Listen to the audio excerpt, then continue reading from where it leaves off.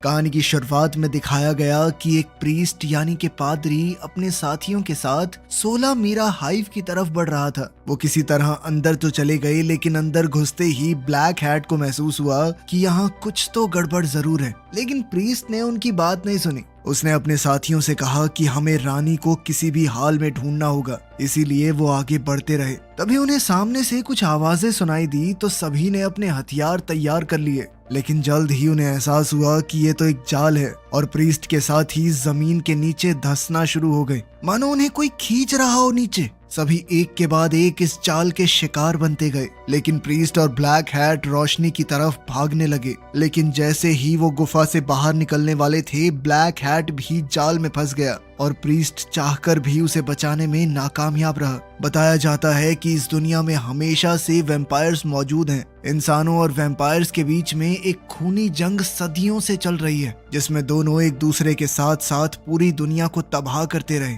इन vampires से छुटकारा पाने के लिए इंसानों ने चर्च की 4 दीवारी के अंदर खुद को महफूज कर लिया, और तो और उन्होंने अपने शहरों को भी एक गेट की मदद से बंद कर दिया जिसमें चर्च के निशान बने हुए थे। फिर उन्होंने वैम्पायर्स के खिलाफ सबसे बड़ा हथियार बनाया, और वो थे खास तरह के प्रीस्ट। ये खास तरह के प्रीस्ट ताकतवर योद्धा थे जिन्हें वैम्पायर्स को खत्म करने की कला में महारत हासिल थी। ये इतने ज्यादा ताकतवर थे कि अकेले ही वैम्पायर्स की सेना को खत्म कर दिया करते, और जो बच जाते उन्हें एक दूसरे से अलग करके जेलों में डाल दिया जाता। लेकिन जैसे ही चर्च के अधिकारियों को महसूस हुआ कि अब तो उन्हें वैम्पायर्स से कोई खतरा नहीं है, तो उन्होंने धीरे धीरे प्रीस्ट्स को कम करना शुरू कर दिया, और अब दुनिया में सिर्फ कुछ ही प्रीस्ट बचे थे जिनकी अब किसी को कोई जरूरत नहीं थी, और उनका वजूद भी धीरे धीरे वैम्पायर्स की तरह खत्म होने लगा। इन सभी घटनाओं के कई साल बाद हम ओवन नाम के एक आदमी को देखते हैं जो अपने खेत की जमीन को खोद रहा था ताकि वो पता लगा सके कि खेती के लिए जमीन की कंडीशन कैसी है। फिर उसने अपनी पत्नी शैनन से कहा कि मेरे हिसाब से हमें खेती शुरू कर देनी चाहिए। ठीक उसी वक्त लूसी भी घर पहुंच गई। ओवन ने उससे पूछा कि अब तक कहां पर थी तुम? तो लूसी ने बताया कि वो शहर गई थी। ये सुनते ही ओवन भड़क पड़ा, क्योंकि लूसी उसके मना करने के बाद भी शहर चली गई। मगर लूसी ने भी जवाब में कहा कि अब मैं बड़ी हो चुकी हूँ। लेकिन ओवन का कहना सीधा था कि अगर इस घर में रहना है तो मेरे हिसाब से रहना पड़ेगा। मुझे ऐसा लगता है कि मैं जेल में हूँ, ये घर कम जेल ज्यादा है, लूसी ने चिल्लाकर कहा। तभी शैनन ने बीच में कूदते हुए कहा कि इतना लड़ने की कोई बात नहीं है, दोनों प्यार से बात किया करो। लेकिन तभी अचानक से जमीन कपकपाने लगी। इससे लूसी भी बहुत ज्यादा डर गई। ओवन ने बाहर जाकर चेक किया तो देखा कि वैम्पायर्स का एक झुंड घर की तरफ आ रहा है। उसने तुरंत दोनों को नीचे जाने के लिए कहा। शैनन ने घर की खुफिया जगह को खोला और लूसी को अंदर भेज दिया। शैनन ने लूसी से कहा कि चाहे कोई भी आवाज आए चिल्लाना मत, लेकिन वो अपने पति की मदद करने के लिए ऊपर ही रुक गई। इसके कुछ सेकंड बाद ही लूसी को गोलियां चलने की आवाज सुनाई दी और अपने माँ बाप की चीखें भी, जिन्हें वैम्पायर्स बड़ी ही बेरहमी से मार रहे थे। तभी अचानक से खुफिया कमरे का दरवाजा खुला और किसी ने दस्तक दी, जिसे देखकर लूसी डर से कांप गई। इसके बाद सीन सीधा कैथीड्रल शहर में खुला। यह शहर अभी भी चर्च की निगरानी में था। हम वहाँ प्रीस्ट को देखते हैं जो अपने घर जा रहा था। उसे लिफ्ट में एक बच्चा अपनी माँ के साथ देखा। बच्चे ने बड़ी मासूमियत के साथ प्रीस्ट से उसके टैटू के बारे में पूछा, लेकिन उसकी माँ ने उसे डांटते हुए कहा कि प्रीस्ट से ऐसे बात मत करो। जैसे ही प्रीस्ट अपने कमरे में घुसने लगा, तभी उसने एक आदमी को दबोच लिया जो काफी देर से उसका पीछा कर रहा था। उस आदमी ने अपना नाम हिक्स बताया और कहा कि मैं उस शहर से आया हूँ जहाँ पर आपका भाई ओवन रहता है। हिक्स ने प्रीस्ट को बताया कि ओवन घायल हो चुका है और लूसी को वैम्पायर्स उठा ले गए। बेचारी शैनन जिंदा नहीं बच पाई। वो आदमी प्रीस्ट के पीछे पीछे अंदर चला गया और कहने लगा कि लूसी हमेशा आपके बारे में बात करती थी। वो कहती थी कि अगर वैम्पायर्स को कोई मार सकता है तो वो है मेरे अंकल। उस आदमी ने कहा कि मैं लूसी को बचाने जा रहा हूँ, मैं चाहता हूँ कि आप भी मेरा साथ दें। लेकिन प्रीस्ट ने तुरंत हाँ नहीं कहा। वो चर्च के बड़े अधिकारियों के पास गया। उसने वहाँ बताया कि मेरे परिवार के ऊपर वैम्पायर्स ने हमला किया है, लेकिन उन्होंने ये कहकर झुकला दिया कि कोई भी वैम्पायर जेल से बाहर निकला ही नहीं। उनके हिसाब से ये काम डाकुओं का होगा। उनका कहना था कि सभी वैम्पायर्स खत्म हो चुके हैं, लेकिन उनमें से एक फादर चेम्बरलिन ने प्रीस्ट की मदद करने की कोशिश की, लेकिन उसे भी रोक दिया गया और कहा कि प्रीस्ट लोगों का विश्वास हिलाने की कोशिश ना करे। इस दौरान एक तेज रफ्तार ट्रेन में लूसी को वैम्पायर्स एक पिंजरे में बंद करके ले जा रहे थे। तभी उनमें से एक उसका मजाक उड़ाने लगा और तभी एंट्री हुई ब्लैक हैट की। ब्लैक हैट ने लूसी से कहा कि तुम्हें बचाए रखने के लिए ही पिंजरे में रखा गया है। इस पर लूसी कहने लगी कि मेरे अंकल प्रीस्ट हैं, वो मुझे बचाने के लिए जरूर आएंगे और फिर तुम सब मरोगे। लेकिन लूसी को ये नहीं पता था कि ब्लैक हैट इस पल का सदियों से इंतजार कर रहा था। वहीं शहर में फादर चेम्बरलिन ने प्रीस्ट से कहा कि मैं कुछ भी करके फैसला बदल नहीं पा रहा, और ये सुनकर प्रीस्ट बहुत निराश हो गया। वो इस सोच में पड़ गया कि इतनी कुर्बानियों के बाद भी उसकी बात तक नहीं सुनी जा रही, और अगर अब चर्च उसकी मदद नहीं कर रहा तो उसे मामला अपने हाथ में लेना होगा। तभी चर्च के सैनिकों ने प्रीस्ट को चारों तरफ से घेर लिया। चेम्बरलिन ने कहा कि सिर्फ अच्छी चीजों के बारे में सोचो, ऐसा कुछ मत करना जिससे तुम्हें बाद में पछताना पड़े। ये सुनकर प्रीस्ट बेहद उदास हो गया, क्योंकि अब उसे चर्च के खिलाफ जाना होगा। उसने कुछ ही सेकंडों में एक एक करके सभी सैनिकों को ढेर कर दिया। इसके बाद उसने अपने हथियार निकाले और लूसी को बचाने के लिए शहर से बाहर निकल गया। प्रीस्ट इंसानी दुनिया के आखिरी निशान छोड़कर वेस्टलैंड के वीरान और खतरनाक इलाके में घुस गया। बेहद तेज रफ्तार के साथ वो आगे बढ़ता गया और सीधा अपने भाई के घर पहुंच गया। प्रीस्ट उस उजड़े हुए घर के अंदर गया और वहां उसे ओवन के परिवार की एक फोटो मिली, और बाहर हिक्स ने सोचा कि लुटेरे घर में घुस आए हैं। लेकिन जब उसने देखा कि ये प्रीस्ट है तो वो बहुत खुश हुआ। फिर दोनों साथ में शहर चले गए। शहर पहुंचते ही हिक्स ने एक सेल्समैन को अपने शहर से बाहर निकाल दिया, क्योंकि वो लोगों को वैम्पायर्स के खिलाफ नकली हथियार बेचने की कोशिश कर रहा था। लेकिन शहर के लोग उल्टा उन दोनों को ही गलत कहने लगे कि हमें हथियारों की जरूरत है, तुम रोक क्यों रहे हो उसे। लेकिन हिक्स ने कहा कि अब हमारे साथ प्रीस्ट है, अब कोई वैम्पायर नहीं बच पाएगा। बाद में हिक्स और प्रीस्ट डॉक्टर का इंतजार करते हुए बातें करने लगे। वो यहाँ पर ओवन को देखने आए थे। फिर प्रीस्ट अंदर गया और ओवन के पास बैठा। ओवन ने उससे पूछा कि वो कभी वापस क्यों नहीं आया, जिसके जवाब में प्रीस्ट ने कहा कि मुझे घर आने की इजाजत नहीं थी। फिर ओवन ने बहुत उदास होकर कहा कि उन्होंने शैनन को मार दिया। इस पर प्रीस्ट ने उसे तसल्ली देते हुए कहा कि शैनन ने मरकर तुम्हें जिंदगी दी है। तभी ओवन ने रोते हुए कहा कि भाई कैसे भी लूसी को बचा लेना और उन सारे वैम्पायर्स को खत्म कर देना। बाद में हिक्स ने प्रीस्ट को बताया कि चर्च के आदमी आपको ढूंढ रहे हैं और वो लूसी को बचाने की इजाजत भी नहीं दे रहे। लेकिन मुझे फर्क नहीं पड़ता, मैं लूसी को बचाने के लिए आपकी टीम में शामिल होना चाहता हूँ। लेकिन प्रीस्ट ने कहा कि तुम इस सब के लिए अभी तैयार नहीं हो। ये सुनते ही हिक्स ने गोली उठाई और हवा में एक चाकू से गोली के 2 हिस्से कर दिए। ये देखकर प्रीस्ट ने उससे पूछा कि क्या तुम बंदूक चलाना जानते हो। इस पर हिक्स ने कहा कि बंदूक तो मैं चाकू से भी अच्छी चलाता हूँ। फिर उसने प्रीस्ट से कहा कि तुम तो बंदूक का इस्तेमाल ही नहीं करते, तो इतनी गोलियां क्यों बना रहे हो। प्रीस्ट ने जवाब में कहा कि ये तुम्हारे लिए है।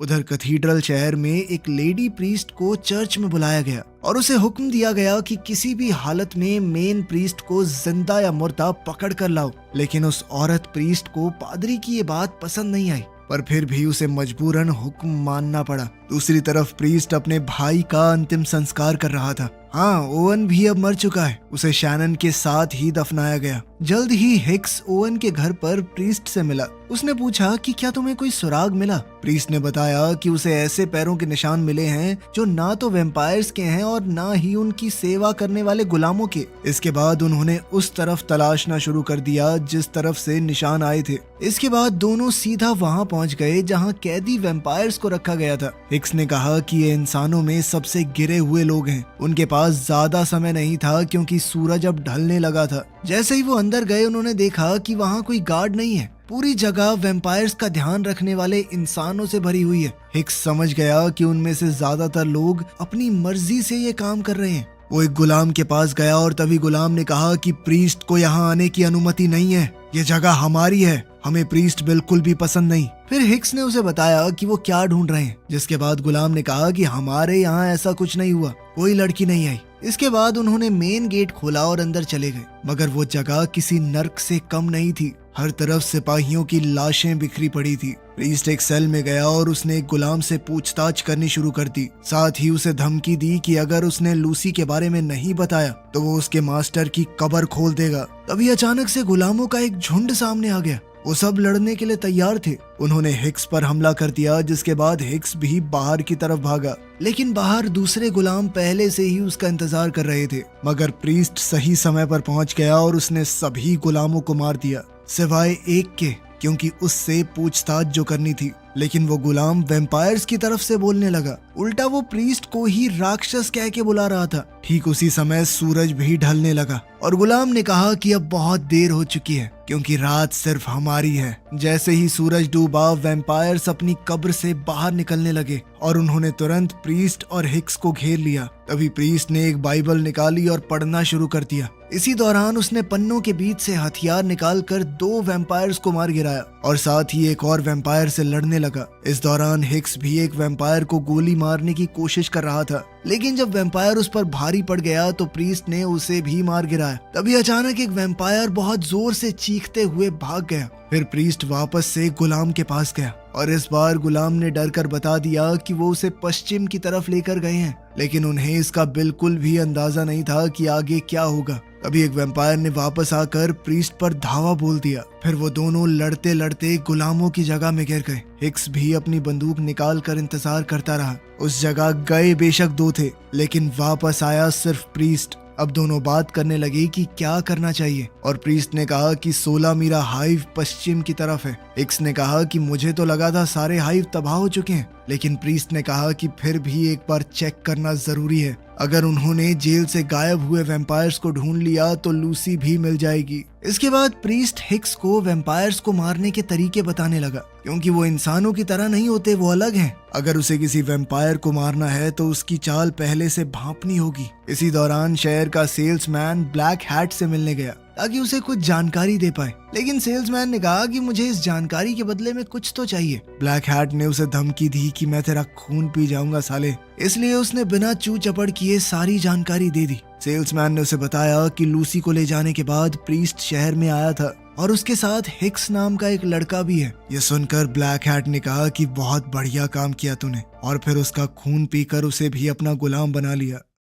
ठीक उसी वक्त वो लेडी प्रीस्ट ओवन के घर तक पहुंच गई, लेकिन उसे वहां प्रीस्ट कहाँ मिलने वाला था। वो तो हिक्स के साथ पश्चिम दिशा की तरफ निकल पड़ा। रास्ते में थोड़ा आराम करते हुए प्रीस्ट ने पूछा कि क्या ओवन को पता था तुम्हारे और लूसी के बारे में, जिसके जवाब में हिक्स ने कहा कि नहीं। जब प्रीस्ट ने पूछा क्या तुम लूसी से सच में प्यार करते हो, तो हिक्स ने हाँ में जवाब दिया। इस पर प्रीस्ट ने कहा कि अगर वो इन्फेक्टेड हुई तो मैं उसे मार दूंगा। इस पर हिक्स तुरंत बोल पड़ा कि मैं ऐसा करने नहीं दूंगा तुम्हें। आखिरकार दोनों हाइव तक पहुंच गए और उसकी दीवारों पर चढ़ने लगे। जैसे ही उन्होंने अंदर कदम रखा, प्रीस्ट को जंग के वक्त की यादें सताने लगी, जब वो अपने साथियों के साथ वहां आया था। उसने हाइव में रोशनी की और हिक्स से कहा कि जो भी सामने आए उसे गोली मार देना। फिर प्रीस्ट सुरंग से नीचे कूद गया। इसी बीच हिक्स को मिट्टी के नीचे दबा हुआ एक खिलौना मिला और वो हाइव के आसपास के इलाके को देखने लगा। तभी उसके पीछे एक जीव आ गया और नीचे प्रीस्ट हाइव की सुरंग की जांच करने लगा। तभी उसने देखा कि कोई उसके पास से भाग कर गया है और वो भी उसके पीछे भागा। जब उसे सुरंग के आखिरी सिरे पर रोशनी दिखाई दी, तभी अचानक से लेडी प्रीस्ट ने उस पर हमला करने की कोशिश की, मगर वो नाकामयाब रही। उस लेडी प्रीस्ट का नाम असल में टिया है। फिर प्रीस्ट ने उससे पूछा कि तुम यहाँ पर क्या कर रही हो, तो उसने बताया कि मुझे तुम्हें पकड़ने के लिए भेजा गया है। मैं और मेरे बाकी लोग पहले ही अलग अलग हो गए थे। तब प्रीस्ट ने उसे समझाया कि मेरे पास कसम तोड़ने के अलावा कोई रास्ता नहीं था। तभी उन्हें दूर से गोली चलने की आवाज आई। जब दोनों हिक्स को ढूंढ रहे थे तो प्रीस्ट ने उसे बताया कि एक राक्षस इस हाइव की रक्षा करता है, जो इतना बड़ा है कि नीचे नहीं आ सकता। जल्द ही दोनों प्रीस्ट बाहर कूद कर उससे लड़ने लगे। राक्षस ने जबरदस्त हमले से प्रीस्ट को गिरा दिया और फिर टिया के पीछे भागने लगा। अब राक्षस ऊपर से चक्कर काट कर हमला करने का मौका ढूंढने लगा, लेकिन तब तक प्रीस्ट और टिया उस तक पहुंच चुके थे और प्रीस्ट ने हमला करके उसे खत्म कर दिया। तभी अचानक राक्षस फिर से होश में आ गया, लेकिन इस बार हिक्स ने गोली मार कर उसका काम तमाम किया। बाद में दोनों प्रीस्ट आपस में बात कर रहे थे, जबकि हिक्स पहरेदारी कर रहा था। फिर टिया ने कहा कि मैं तुम्हें पकड़ने नहीं आई, सिर्फ चेतावनी देने आई थी। और जल्द ही वो एक नए दोबारा बनाए गए हिस्से तक पहुंचे और इस बार जब वो अंदर गए तो उन्होंने एक बहुत बड़ा अड्डा देखा, जिसे देखकर लग रहा था कि ये नई सेना के लिए बनाया गया हो। मगर अजीब बात ये थी कि वहां तो कोई भी नहीं था। तभी अचानक प्रीस्ट टिया और हिक्स के पास आकर कहने लगा कि हवा का रुख बदल रहा है। जल्द ही उनकी नजर एक बड़ी एग्जिट पर पड़ी, जो कि सीधा जेरिको शहर की तरफ खुलेगी। वहीं पर बाकी प्रीस्ट भी जा रहे थे। इसी दौरान वैम्पायर्स की ट्रेन जेरिको स्टेशन पर पहुंची, जिसे देखकर वहां काम करने वाला एक आदमी हैरान रह गया। ट्रेन उसके बिल्कुल सामने रुकी, लेकिन कोई बाहर नहीं निकला। लेकिन जैसे ही वो दरवाजा चेक करने गया तो एक वैम्पायर ने उसे जान से मार दिया। फिर ब्लैक हैट बाहर आया और उसने अपनी सेना को काम शुरू करने के लिए कहा। एक परिवार आराम से अपने घर में म्यूजिक सुन रहा था। तभी एक वैम्पायर उनके घर में घुस गया और उसने परिवार पर हमला कर दिया। पूरा शहर वैम्पायर्स की सेना की चपेट में आ गया और ब्लैक हैट उस मंजर को इस तरह एंजॉय करने लगा मानो दिलजीत का कोई कॉन्सर्ट चल रहा हो। तभी अचानक वहाँ 3 प्रीस्ट पहुँच गए और उन्होंने ब्लैक हैट से लड़ना शुरू कर दिया, लेकिन ब्लैक हैट ने उनमें से एक को बहुत ही आसानी से मार दिया। फिर उसने बाकी दोनों से कहा कि तुम मेरे साथ जुड़ना चाहोगे या इसकी तरह मरना चाहोगे, बता दो। अगली सुबह जब तीनों शहर में पहुंचे तो देखा कि सब कुछ सूना पड़ा है। वो बिल्डिंग में बचे हुए लोगों की तलाश करने के लिए अलग अलग हो गए। तभी टिया को एक डायनामाइट बॉम्ब मिला और वहीं प्रीस्ट एक खाली घर में चला गया। फिर जब हिक्स और टिया मिले तो हिक्स ने कहा कि यहाँ तो कोई भी जिंदा नहीं बचा। ये सुनते ही टिया ने कहा कि खाने वाले मुंह बहुत ज्यादा थे। तभी उन्होंने शहर के बीच में प्रीस्ट को देखा जो अपने 3 साथियों की लाशों के सामने बैठकर उनकी आत्मा की शांति के लिए प्रार्थना कर रहा था। ये देखकर टिया भी जमीन पर उसके साथ बैठ गई। हिक्स ने गुस्से में आकर पूछा कि ये किस तरह का वैम्पायर है जिसने 3 प्रीस्ट्स को मार दिया। प्रीस्ट ने जवाब दिया कि ऐसा कुछ हमने कभी नहीं देखा। फिर उसे समझ आया कि सूरज उगने से पहले वैम्पायर शहर से कैसे गायब हो गए। वो जल्द ही ट्रेन स्टेशन पर गए जहाँ हिक्स ने बताया कि ट्रेन शहरों तक जाती है और इसका अगला स्टॉप होगा कैथीड्रल शहर। ये सुनते ही टिया और प्रीस्ट समझ गए कि ये सब एक सोचा समझा प्लान था ताकि सभी प्रीस्ट्स को शहर से बाहर निकाला जा सके और फिर पूरी वैम्पायर सेना बेखौफ होकर शहरों पर हमला करेगी। तभी टिया ने उन्हें डायनामाइट बॉम्ब दिखाया और साथ ही उसने एक प्लान भी बताया कि वो बम की मदद से रेल की पटरी को उड़ा सकते हैं। फिर तुम दोनों मिलकर लूसी को ट्रेन से निकाल लेना। प्रीस्ट भी अब बाइक में पेट्रोल भरवाने चला गया। इसी दौरान ब्लैक हैट ने थकी हुई और बुरी तरह से जख्मी लूसी को खाना दिया और कहने लगा, तुम सोच रही होगी ना मैं क्या चाहता हूँ। मैं भी वही चाहता हूँ जो हर किसी का सपना है, शांति से जिंदगी गुजारना और क्या, बिना किसी रोक टोक के। लूसी ने बड़ी चालाकी से एक चाकू उठाकर छुपा लिया। फिर उससे पूछने लगी कि तुम असल में हो कौन। ब्लैक हैट का मानना था कि वैम्पायर्स इंसानों से ज्यादा बेहतर होते हैं और वो अब दुनिया से उसकी गंदगी यानी इंसानों को साफ करना चाहता है। और ब्लैक हैट को पूरा यकीन था कि लूसी और प्रीस्ट इस नेक काम में उसकी मदद करेंगे।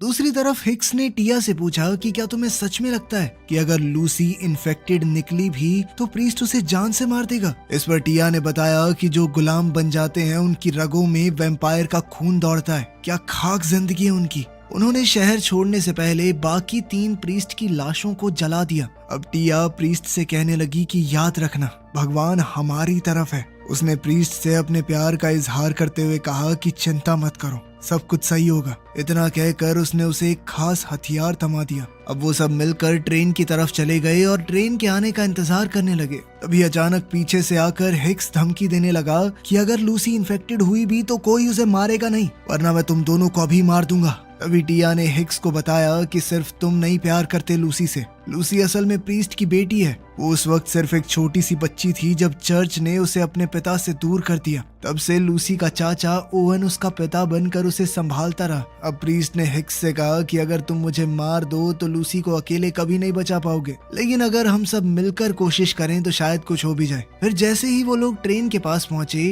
प्रीस्ट ने टिया से कहा कि चाहे हम ट्रेन में मौजूद क्यों ना हो, तुम ट्रेन को उड़ा देना। अब हिक्स जल्दी से ट्रेन में घुस गया। टिया आगे निकल गई और बहुत सारे गुलाम राइडर्स भी उसका पीछा करने लगे, मगर उसने अपनी बाइक के नाइट्रो ऑन कर दिए और वो हवा की रफ्तार से आगे बढ़ने लगी।